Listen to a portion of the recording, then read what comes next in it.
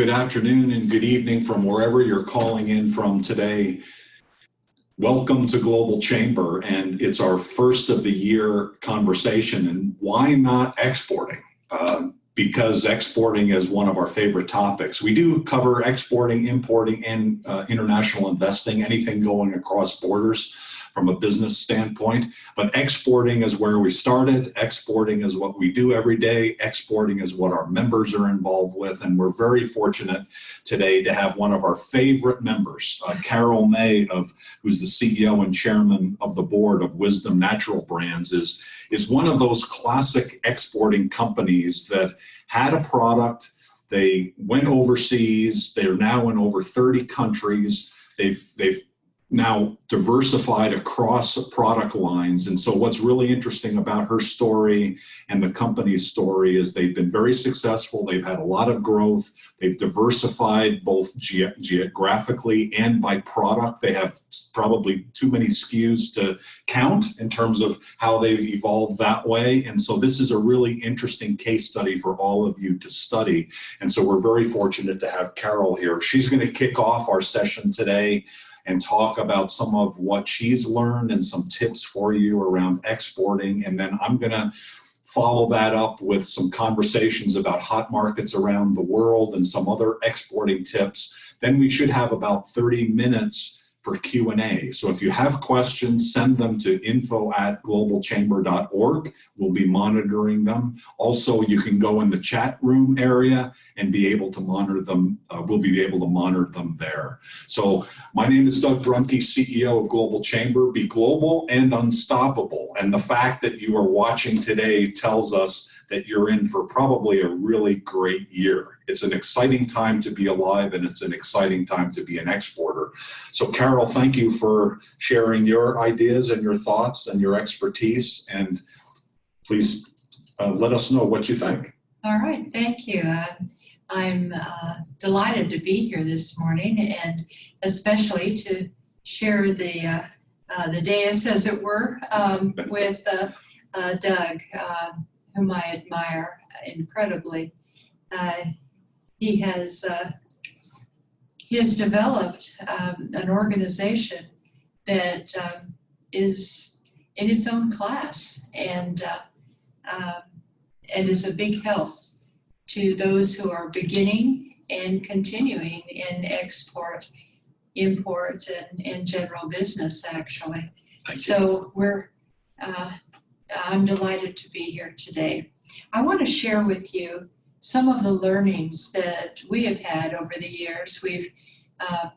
Wisdom Natural Brands has been in business since 1982, incorporated in 1985, and we've learned a lot along the way. And oh, how wonderful it would have been if there had been some source or some people who could have helped us as we were beginning, and so that we wouldn't have had to have learned the things we've learned in the way we had to learn them. So I want to share a few things that perhaps will get your thinking going about your own situations. When you go into a new country, it is inevitable that you're going to be reinventing the wheel for you and your products in that area. But there are general things that affect us all that perhaps we can avoid by a few tips here and there. First of all, you need to develop and then re-examine at least annually your business model. There are many ways to do exporting. From the simple way we first started, when people had heard about our products and then wanted to have them in their country and wanted to be the distributor and sellers of those products. That's the very simple way. And then there are many other ways to export. If we have the time, we'll discuss a number of those. But it is important for everyone to evaluate their business model regularly, whether one's exporting or not, to be certain that you're keeping up with market trends, that you're keeping up with governmental changes, and with your profit margins. That's why you're in business.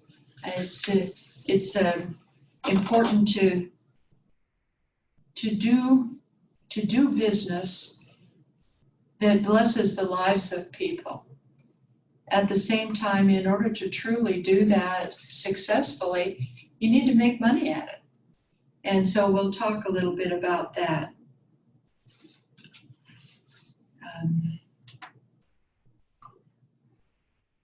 You need to use research in developing a business model for you at this time and in your place and with your products.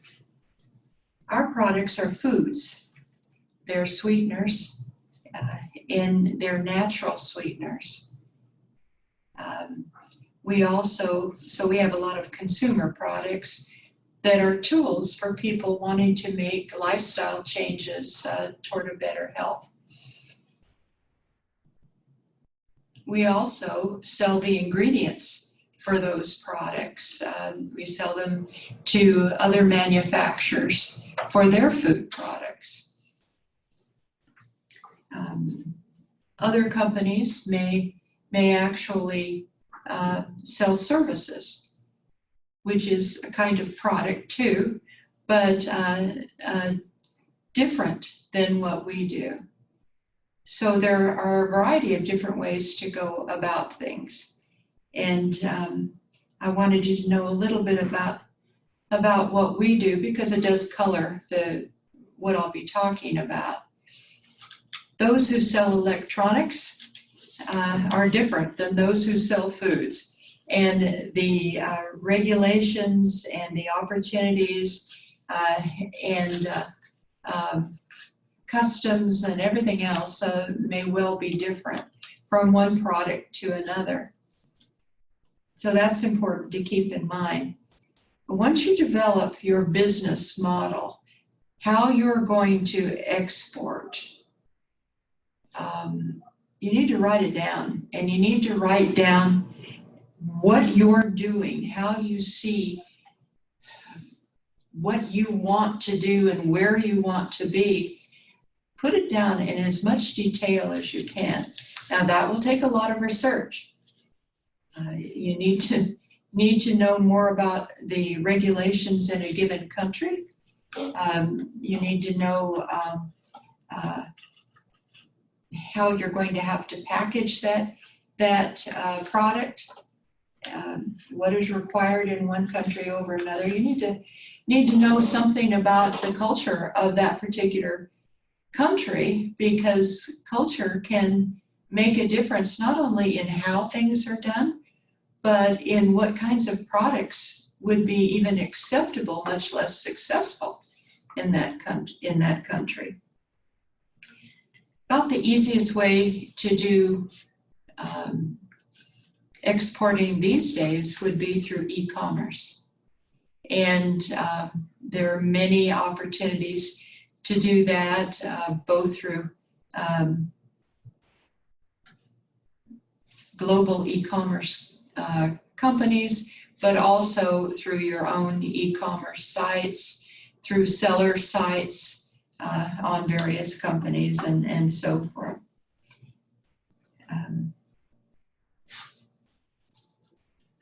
You need to have good professional help.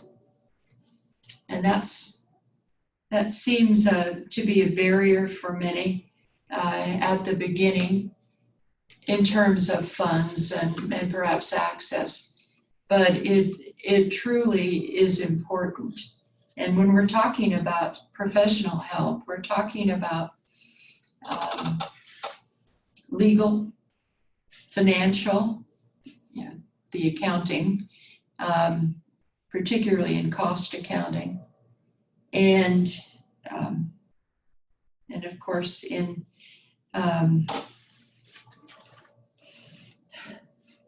in understanding the regulatory issues, either through a company that does that or a consultant. Sometimes your legal source can be of help, but you really will have to do research on your own as well to be certain. And you can contact the organizations with which you work, be they Global Chamber or in the United States, the U.S. Commercial Service, and it's likely that there are similar services and organizations in other countries.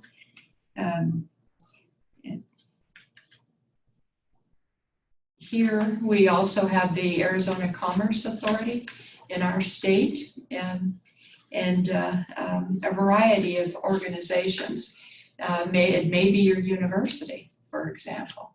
But you need to find out information about the particular regulatory climate and issues for your products, because it makes a big difference. It makes a big difference in terms of ingredients.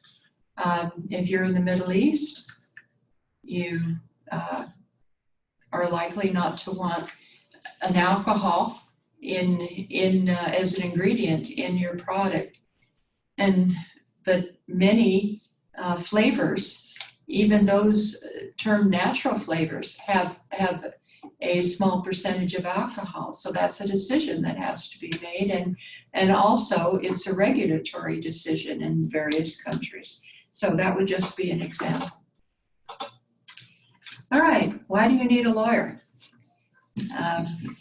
You need a lawyer to help you with contracts, and hopefully to work with you to not have a 25-page contract.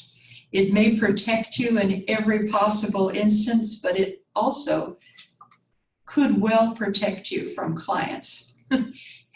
Because just like if you were to receive one, you'd say, I don't even want to read it. You know, it's too involved for me.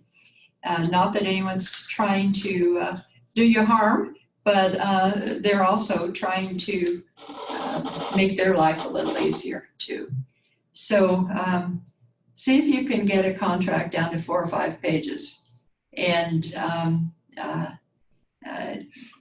your clients will be much happier that way. And to just really get the nitty-gritty in there. Now, you have to realize I'm talking from the perspective of someone who lives and works. Our business exists in the United States. We also have business elsewhere, but our headquarters is in the United States. So we are governed by the United States as a beginning, and then of course in different countries under their regulations. So, but I speak from the perspective of someone from the US. It's important to have an attorney or a consulting firm at the very beginning to help you through customs, for example, and the various requirements that are there. At this point, thankfully, we've been in business long enough that we practically have brought up many of the customs agents. And so they know us here very well. And in the major ports and receiving areas, they know Wisdom Natural Brands. They know the quality of our products and the honesty of the way we work. And so that benefits us, and we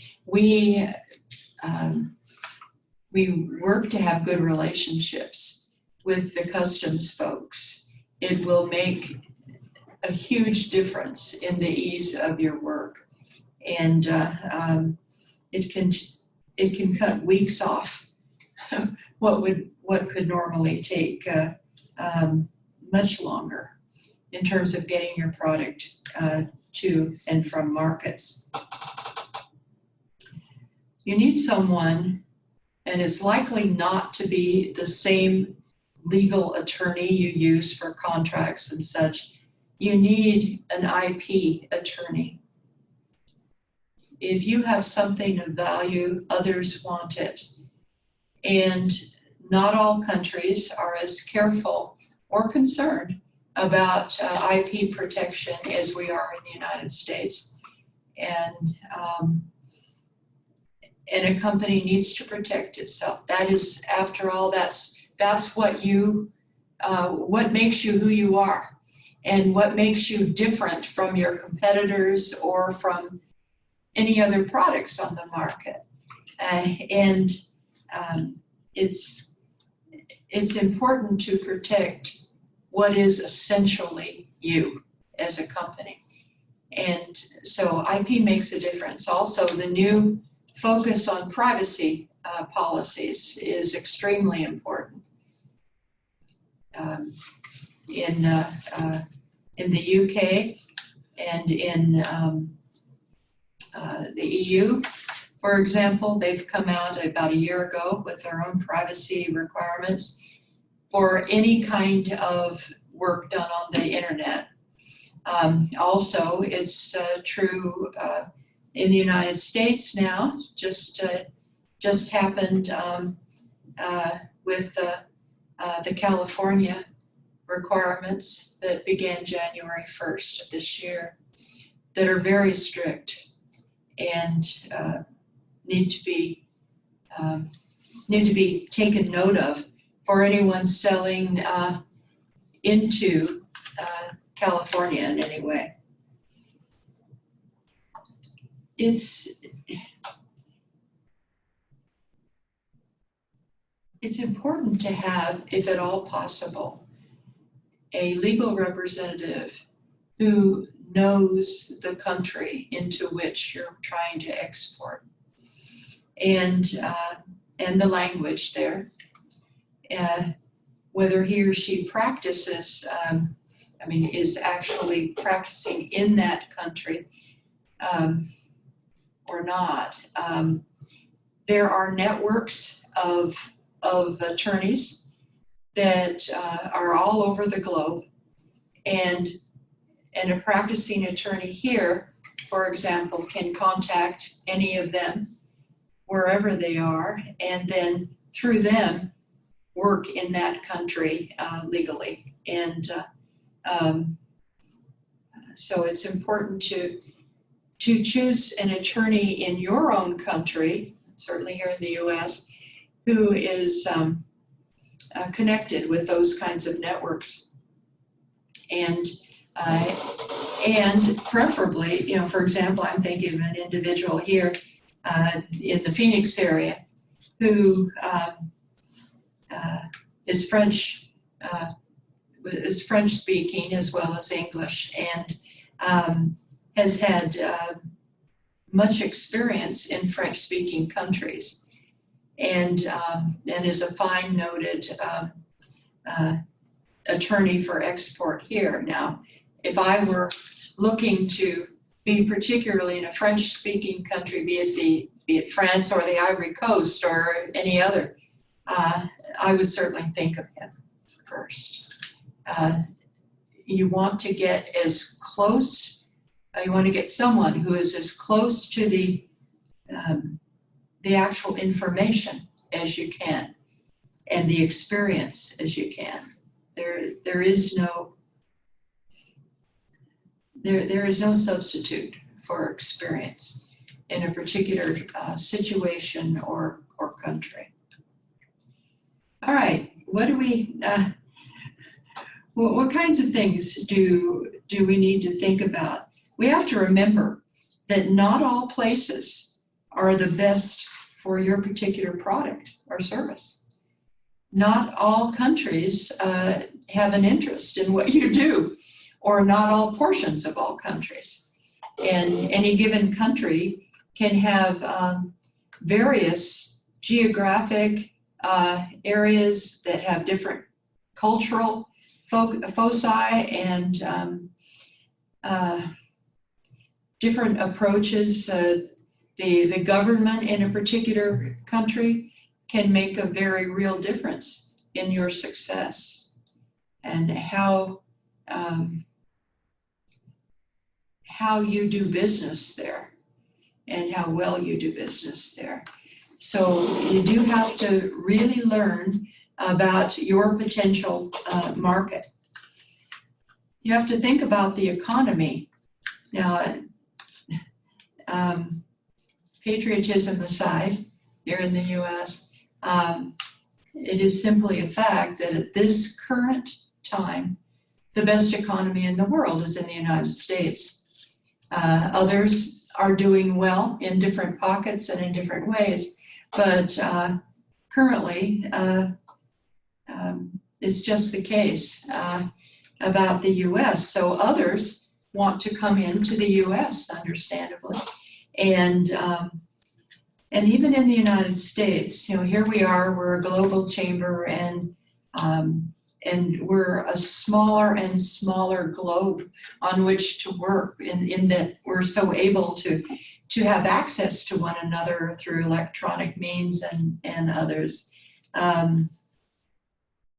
We can fly anywhere on short notice. We can Zoom, we can use our iPhones and our tablets and so on and so forth. We need to be really aware of what's happening around the world and take that into account. In the United States, we need to be aware of those countries to which we are not legally allowed to sell. And no matter what kind of deal we're offered, we cannot go around that. And I'm sure there are issues that would be similar in other countries. And so you do need to know your government's position on such things. Here we could look to the State Department and to the U.S. Commercial Service to know which countries into which we cannot sell at this time. There aren't many, but there are some. And we need to keep track of that. We need to know our competition in the country in which we're trying to, we're considering selling, and to see just what they have, who they are, what is their reputation, and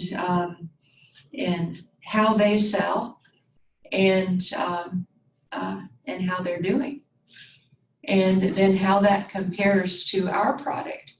And perhaps we have the world's best ladies' handbags, whatever. We need to find out what's being sold in any given place and how they do it, so that we know how ours need to be marketed or not marketed. It takes some research. And so it's good to partner with folks in an area to receive their expertise, to learn from them. And it may be just, or to go ourselves and do that research directly.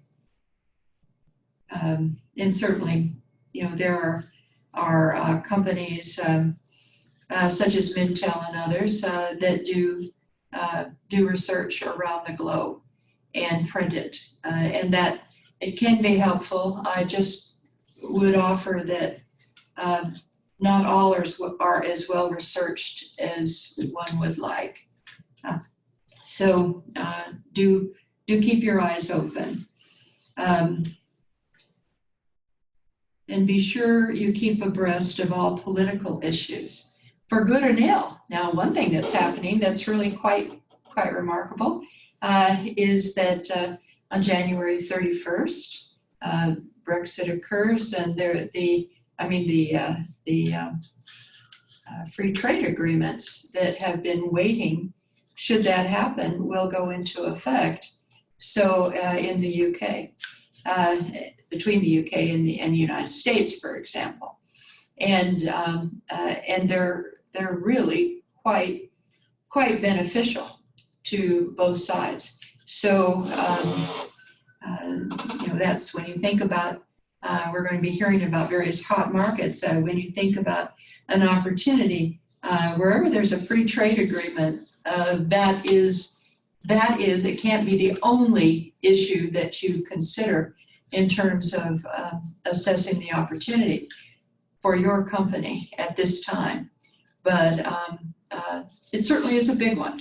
And we'll talk a little bit about pricing, and that affects pricing, and that affects your bottom line. So, all right, we need to assess the opportunity in detail, not just, oh, well, this feels good. It's good that it feels good. That's a beginning, but it cannot be the end. We have to be data-driven. We have to make our decisions based on data, or else we will find ourselves sorely missing at the end. At the end being when you get your annual report.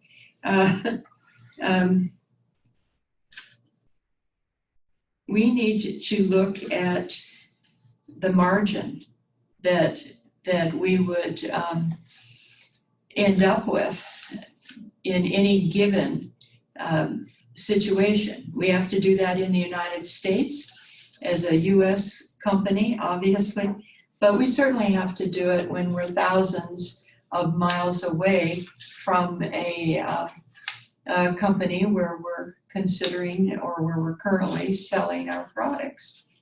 And and how we do that makes a big difference.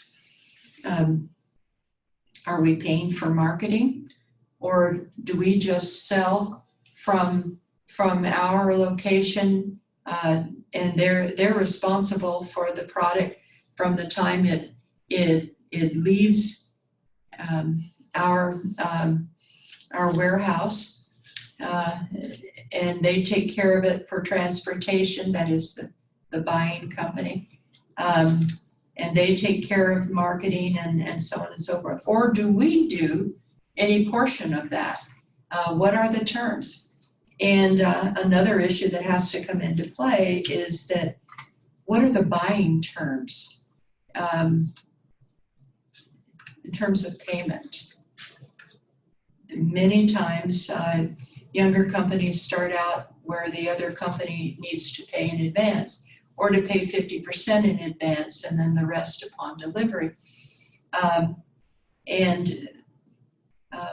That can work, but perhaps not as the two companies get larger.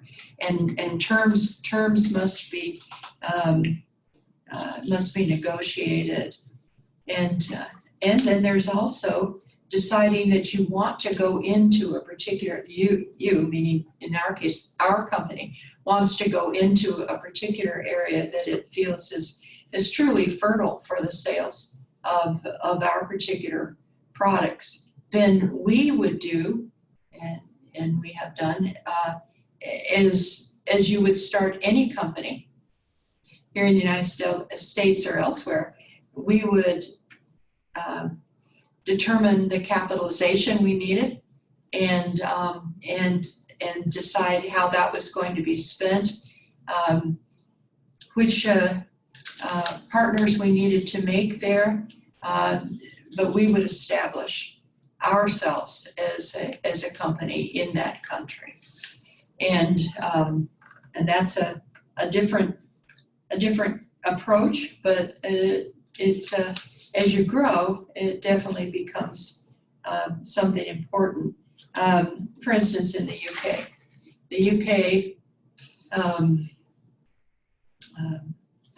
the retailers with which we deal or would deal want to have a distribution point in the UK, so that they can just as retailers here can order and get their products in 24 to 48 hours and from that distribution company or center. And it's understandable. They have the same needs as folks here, and so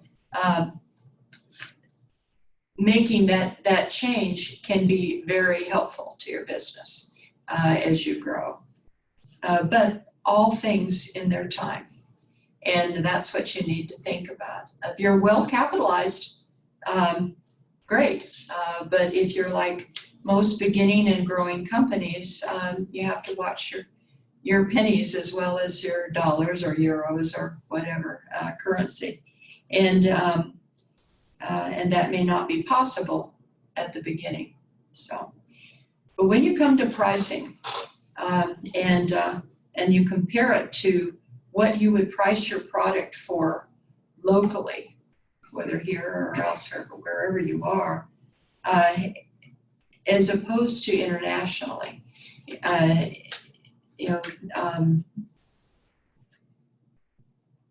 there are very real differences, and you have to take that into account. You have to look at, where does your margin end? Where do you finally end up? And you have to determine, is it worth the business? Either in terms of volume, in terms of brand awareness, in terms of covering your costs so that you then can have a broader expanse, and then you know that then it will increase, and you have to make decisions around it. You have to realize that internationally, you have to think about taxes, such as the value-added tax. February 1st in the UK, there won't be any for American products. So that is indeed a compelling draw. You have to think about tariffs, and we do business in which there are tariffs, and in some locations, and not in others. You have to decide. Do you have to pay for an importer? Some countries require that there is an importing agent into their country, and so there's extra costs there. What about for storage of your inventory there? Or do you just sell a certain amount directly to a distributor who takes care of that issue? Do you need an exporter from your own country to facilitate logistics and customs and such? Do you have to pay for the costs of the distributor who's receiving your product? What about transport? Are you involved in those costs or not? And in any kind of longer term storage. So there are just many, many different factors that go into international sales that are dealt with differently. We consider those a cost of goods in the United States, and transport we work out with our distributors, we work it out at a savings, and things are just very different here, and they would be in your country as well, in your local experience. But when you sell internationally, you do have to think about other such things, such as the minimum order requirements of the production of the product. And is there a specific label or a portion of the label that is required by the country into which you're going to sell? If so, that costs you more money. And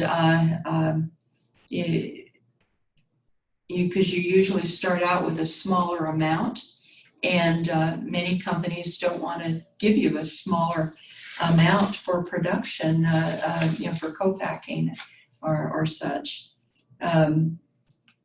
And of course, you have legal fees that are specific to that particular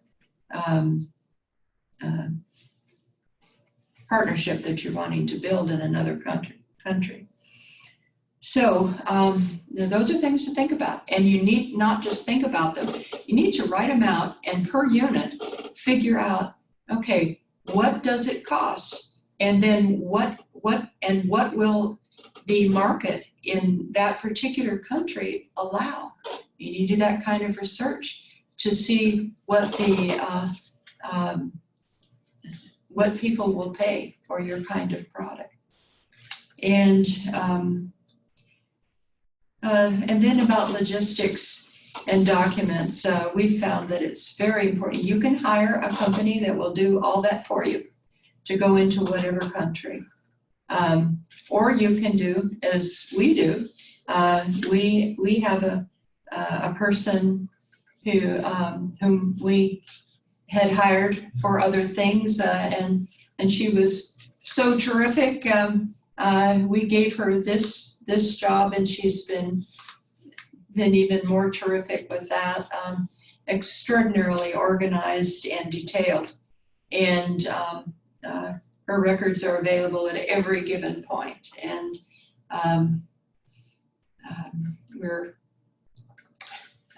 we're blessed by that, because you want to have someone who is totally, completely honest and totally, completely loyal to your company, to be in charge of all that sort of thing. She's done that full time, and it's been a blessing to us. So however you handle it, that you need to handle, and you need to think of that also as part of the cost of selling abroad, because it's something that we don't have to think about here, but we do have to there. All right, real exporting. We also import and we export, is about building relationships, and just as all business is. And how to do that is handled most successfully differently in different countries. You'd want to know the experience of others, to read information from their governments and from those learnings just like this that others have had.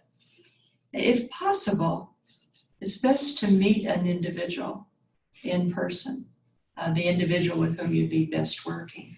And that isn't always possible at the beginning, but with all of our electronic access these days, we can certainly say hi from afar and get to know each other, and put just as you would in your own country, put a name to a face and get a sense of their vibes and their personalities and who they are.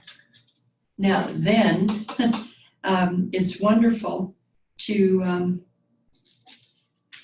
find good people all over the world and to enjoy their company, and to feel like, oh, I just would love a cozy time in front of the fire with this person and so forth. That's great, but you're looking for a business partner, and in whatever area. And so if you find that wonderful new friend, super, but make certain you have also found someone who knows business in their country for what you need. We have met some wonderful people who turned out to not know anything about what they said they did, and it just didn't work. You have to have someone who knows how to do their portion of the business, no matter how nice a person. You can always be friends, but to be business associates, each side must must contribute its own expertise and its own work ethic. And not all individuals in all countries have the same business or work ethics. And that's one of the difficult issues to come upon. It's true in the United States. I mean, there are people who are not as above board as they should be. But it's also true in other countries, and in some countries in particular, there is governmental corruption that doesn't just trickle down, but rather flows quite forcefully down through how business is done, and particularly with foreign countries. So anyway, you need to take care and to investigate and vet those with whom you work. The U.S. Commercial Service, again, for those in the United States exporting out, will help you with gold key partners in distribution and in sales and in legal partners. I mean, they'll help you with all kinds of situations, and they truly are helpful. They will help with governmental issues as well with other countries. And an example would be, a quick example would be South Korea. South Korea is a free trade partner with the United States, so that's very helpful. But one of the difficulties in dealing with South Korea is that they have a governmental regulation, as do many Middle East countries and others as well around the world. But they in particular have a very strict request or really requirement that you tell them every ingredient in your product, the percentage of the ingredient, the process by which your product is made from the very beginning to the very end, and so that's IP. And initially, we just said, well, okay, we won't do business with Korea. We're happy to discuss what we do, and we monitor everything we do with every product continually. We're the only company in our particular niche industry that really can make that kind of claim. And we're just very concerned about the quality of our product and how it's done. But we don't want to give that out to others who would give it out to others and become competitors. And so we were concerned about that. The U.S. Commercial Service said, hey, at the embassy, we can help with that. And they did. And they worked very closely with their Korean counterparts, and it all got settled. And we could give a range, we could give an idea, and so it all got settled, and it all worked out well, and we preserved our IP, and they were okay with what we did. So, and I would imagine in other countries, you have a similar kind of commercial, U.S. Department of Commerce and Yep. Commercial Service. So insurance protection is extraordinarily important in exporting. Here we have the Export-Import Bank of the United States for new and young and older, but particularly for those who are newer. And Boeing uses them, so for big guys too. The Ex-Im Bank is very helpful because it's very inexpensive. And but there is private insurance as well. And it's not subsidized the government, and so it's a little more expensive. But you do have more breadth and depth of opportunity sometimes with private insurers.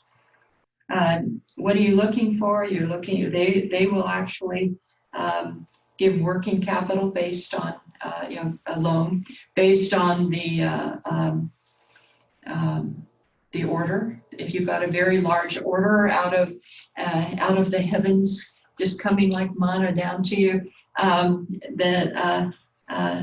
they will help you be able to fill that order and at a very, very reasonable rate. They do protect products as they're transported to be sure that it's all taken care of. And most importantly, they protect payment for you. And so it's something to consider.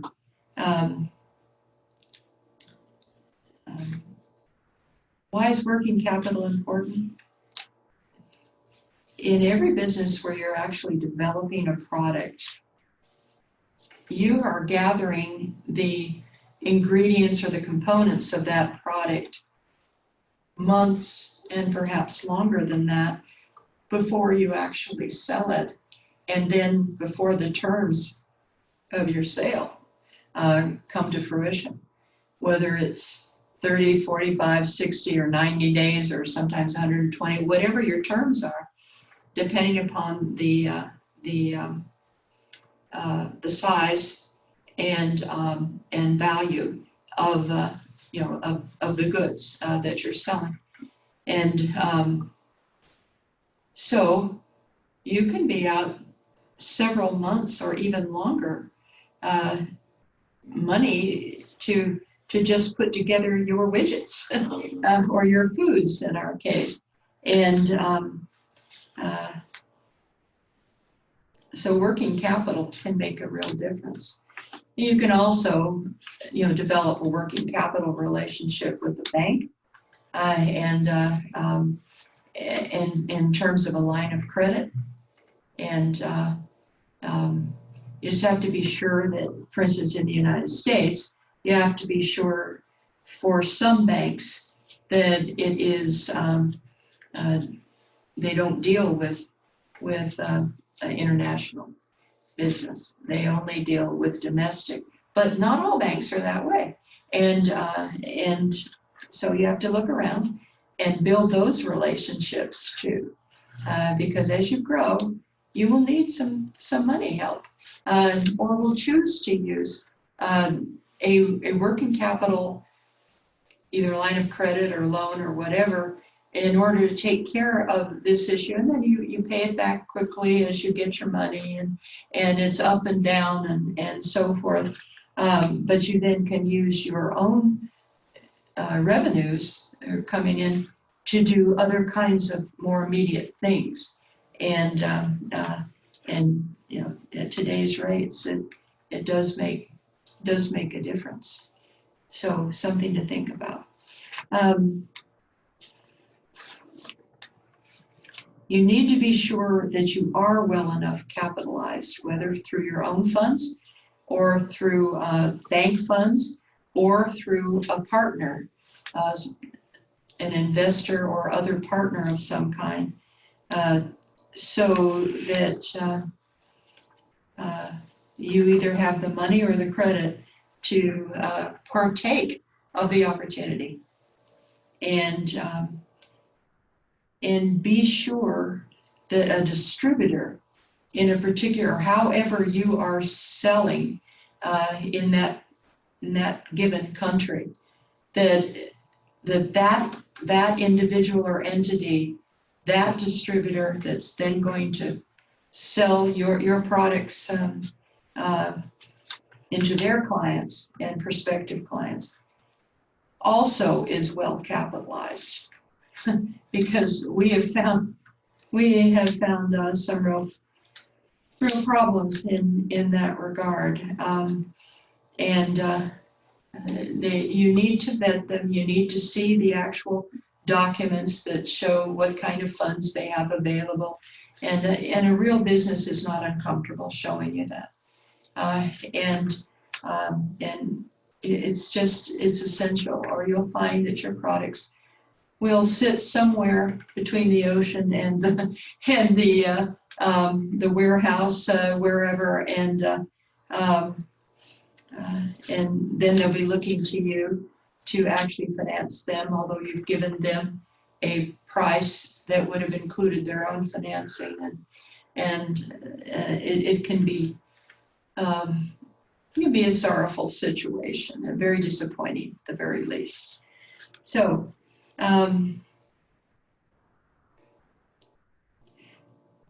exporting is not for egos. I mean, we're in so many countries, or we do this, or we love working with these people and so forth. And all that's fine, but as a result of what you do, not the reason to do it. And most companies, I mean, certainly starting out, most companies have to start with one and gain success, and then another. And for a particular reason why another is more compelling. And so you've got two, and then you build and such. And it may be that you want to be in a certain geographic location of the world. It's easier that way. Yeah. You need to be judicious in your decision, because that will bring you success. That will bring you much broader success. And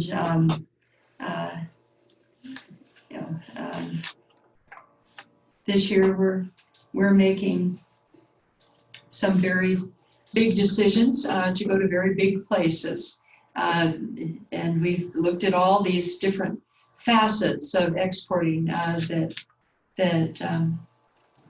we've discussed.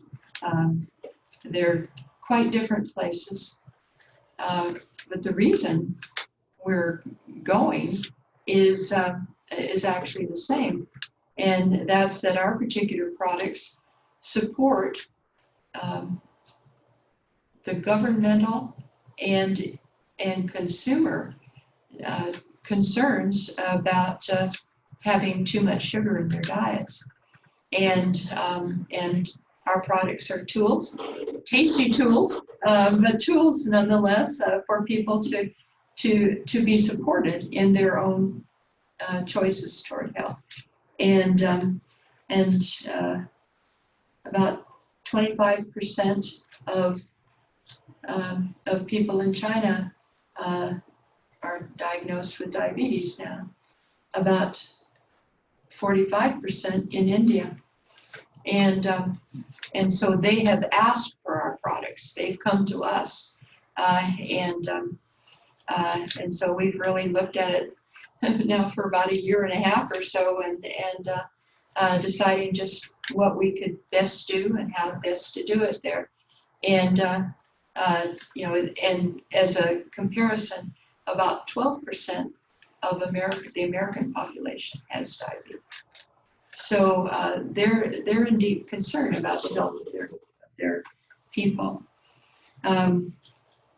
It's important to really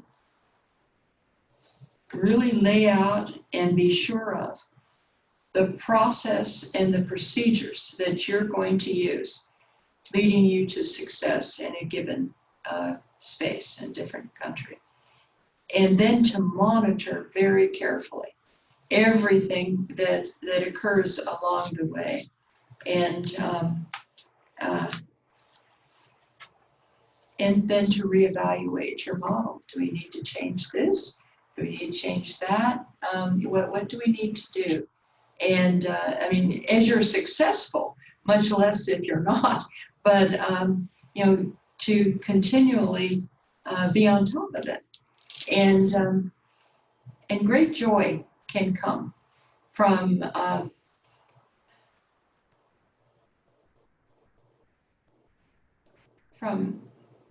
partnering with people in other countries and feeling that what we think, for instance, with our products, we think that it's not only a vision we've had for nearly 40 years, but it is it's an obligation to share what we truly feel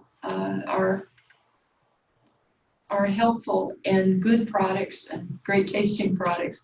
Our guys know how to make it taste good. To help people in their own healthy choices. And if you feel you're making the best pearl necklace, everybody should have that opportunity to enjoy that. And anyway, I'm so grateful I've been here today, and I hope that what I've shared has maybe given you one idea here or an idea there that you could think about, and be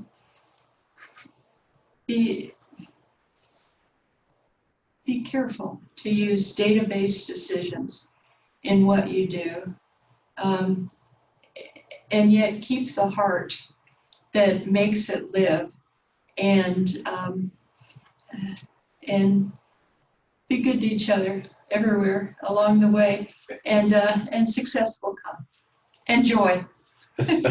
Well, that's great information. I've got a whole page of notes here.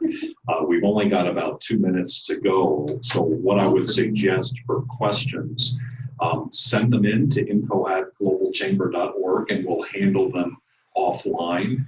What I would suggest is, there's so much information there. One of the things that really impacted me that I hadn't thought of before is for partners, evaluating their capitalization, and so that's an interesting idea, and I think it's a great idea.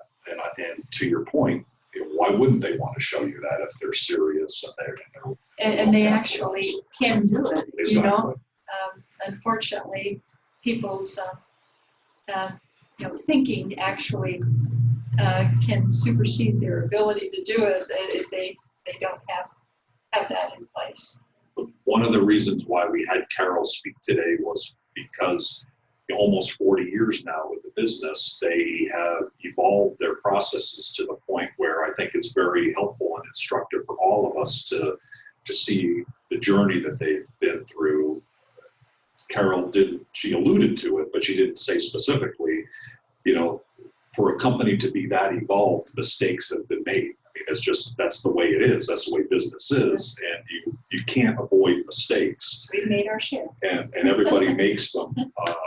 We certainly have as well, and we learn from those. And I think to your point, also, you want to have a network like the attorneys that you talked about, who I think I know.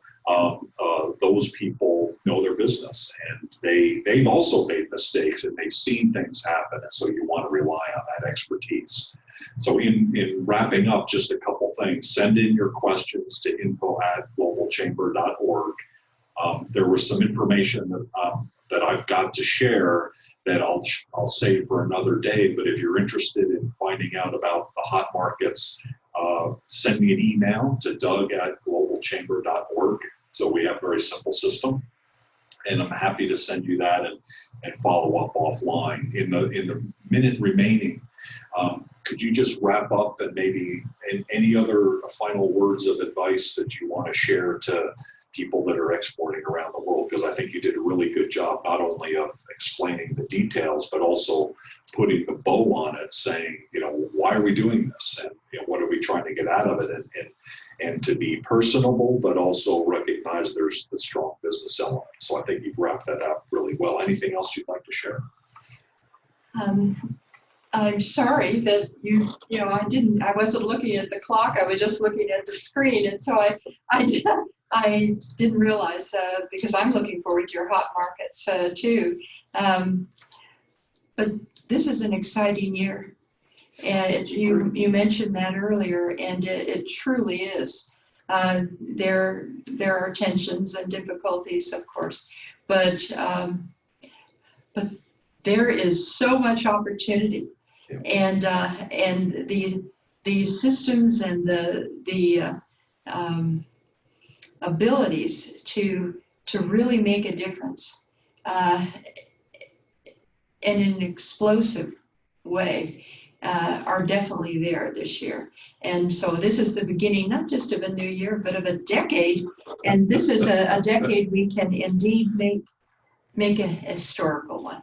I totally agree. Let's make it a great year. I've been told that actually, technically, the decade starts next year, but my wife is Greek, and so I think the Greeks may have it their way.